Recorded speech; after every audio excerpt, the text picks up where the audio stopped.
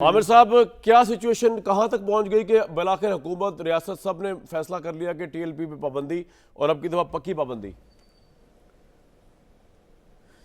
एक तो जो आप स्टार्ट में पढ़ रहे थे ना, ये 6 महीने की पाबंदी नहीं लगी थी, पाबंदी लगी थी 15 अप्रैल 2021 के एसआरओ में, और 7 नवंबर 2021 में ये खत्म विड्रॉ कर ली थी गवर्नमेंट ने इमरान साहब लेके कि आइंदा आप ठीक रहेंगे। जो आज वफाकी काबीना ने लिखा है कि उसको भी शामिल किया गया है कि इन्होंने वादा किया था तहरीरी तौर पे कि ये ठीक कोड ऑफ कंडक्ट के मुताबिक लेटर एंड स्पिरिट में चलेंगे। अच्छा, अब ये जो कहानी हुई, आप देखें ना, शाहिद खकान अब्बासी वज़ीर आज़म थे, इनको तज़क्को एहतशाम के साथ लाहौर से लाया गया, फैज़ाबाद में बिठाया गया, और उस वक्त लोग कहते थे कि इंडिया को रास्ता दिखा दिया है हमारी स्टेट ने कि जनाब पाकिस्तान को कैसे बंद किया जाता है, क्योंकि इनके पीछे स्टेट थी। जनरल फैज़ हमीद के दस्तखत मौजूद थे, मेजर जनरल साहब वो अपने लोग हैं, उनको पैसे बांट रहे थे खड़े होकर फैज़ाबाद में, गो के बदकिस्मती से वो फिर प्रमोट भी ना हो सके, वो काम आ गए इसके अंदर। तो ये जो हफीजुल्लाह नियाज़ी साहब बात कर रहे थे कि जो आपने लाए वो कहाँ पहुँचाए।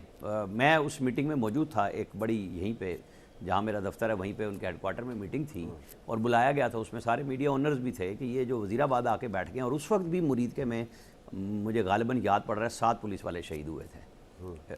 ठीक है, ये इस दफ़ा भी मुरीद के में एक्शन हुआ है। तो वज़ीराबाद आके बैठ गए थे और खंदकें खोल दी थी चनाब पे भी और इस पे जेलम पे भी कि इनको आने नहीं देना।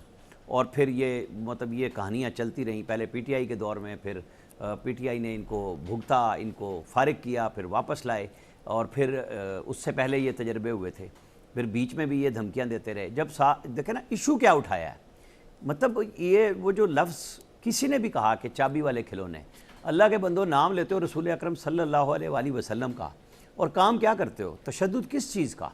आपने स्पासनामा पेश करना है, आप बिल्कुल पेश करें। आप कहेंगे जी हमारे 10 लोग आ रहे हैं, हमें वहाँ पे स्पासनामा अपनी जो हमारा है एहतजाजी हम देना चाहते हैं।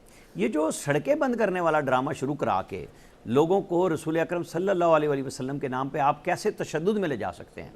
आप पत्थरों के ट्रक लेके फिरें, आप डंडे कीलें लगा के, मतलब आप कौन सा जिहाद करने निकले हैं भाई। फ़लस्तीन चले जाते, ये भट्टी साहब ने कहा था, याद होगा आपको, कि इन सारों को वहाँ भेज दें, ज़रा जाके अपना गज़ा में ज़ोर लगा लें। ये हमारे गले पे सारे पड़ गए, 2-2 साल घर बैठे रहे। तो अब अगर फैसला कर लिया है हुकूमत ने भी, स्टेट ने भी, तो इस पर कायम रहना चाहिए। जैसे 6 महीने बाद वो मैंने उस वक्त कहा था फेक इन्फॉर्मेशन मिनिस्टर है फवाद चौधरी, जो कहते थे कि इंडिया का स्पॉन्सर्ड है टीएलपी, हम बैन लगा रहे हैं, और फिर एकदम 6 महीने बाद वो बैन ख़त्म कर दिया। तो भाई किसके स्पॉन्सर्ड थे, कौन लाए थे, हमें जो जवाब चाहिए ना। आज भी हम ये कह रहे हैं कि अब अगर आपने फैसला किया है, इसको 3 दिन के अंदर इंटीरियर मिनिस्ट्री ने नोटिफिकेशन करना है, और नोटिफिकेशन के 15 दिन बाद आपको सुप्रीम कोर्ट जाना है। पीटीआई सुप्रीम कोर्ट नहीं गई थी, आप जाएं, उनको हक मिले तो कि वो अपना केस पेश करें वहाँ पे। जो वीडियो एविडेंस यहाँ पेश किए हैं ये भी जाएं, इसको रोके नहीं, ताकि एक क्लैरिटी हो जाए कि जो तशद्दुद का रास्ता अपनाएगा, जो लोगों में लॉ एंड ऑर्डर, ये नेशनल सिक्योरिटी के इशू पे वाकई चला जाता है। अब आप देख लें, मैं तो मुल्क से बाहर था, मतलब जो सिचुएशन मैं वहाँ देख रहा था, फिर मैंने आके पूछी, यहाँ पे तो बड़े मामलात ख़राब उसी तरह कर दिए गए थे जैसे शाहिद खकान अब्बासी के दौर में किए गए थे कि हुकूमतों को मफलूज करना है। तो फिर जब सख्ती हुई है तो पीटीआई बदकिस्मती से इनके साथ खड़ी हो गई है इस पॉइंट पे कि नहीं जी ज्यादती हो रही है। भाई आपके दौर में इनके हेडक्वार्टर पे लाहौर की वीडियोस बता रही हैं कि आप क्या कर रहे थे, पूरी पीटीआई क्या कह रही थी उस वक्त, और ये लोग क्या कर रहे थे। ये सेम वही काम रिपीट हुआ है। तो अब फैसले किए हैं, इनको लेके चलें और माशरे के अंदर सियासत को फ़रोग़ दें। रियासत को चाहिए कि जो सियासी जमातें हैं उनके लिए रास्ते बनाए, क्योंकि रास्ते रोकने से गड़बड़ शुरू होती है, अदब बर्दाश्त हर तरफ से होती है। तीनों इसको भाई रोकना हैं, चाहिए। 7 ब्रदर्स जो हैं, ये आपकी क्या इत्तला है, कहाँ पर हैं, ये फरार हैं या कस्टडी में है पुलिस वगैरह की? देखिए, मैंने तो एक वीडियो क्लिप कल या परसों देखा था जिसमें वो कह रहे थे कि हम ठीक हैं और हम बातचीत कर रहे हैं, रास्ता बना रहे हैं।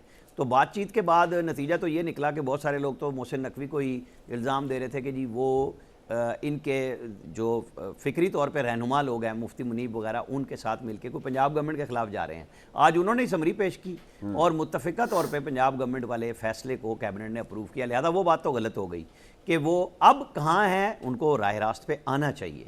बैन तो लग गया है, उन्हें लोगों को नहीं उकसाना चाहिए, लोगों के बच्चों को मरवाने की तरफ नहीं ले जाना चाहिए था। अब तो पाबंदी लग रही है और लगने पक्की भी जा रही है।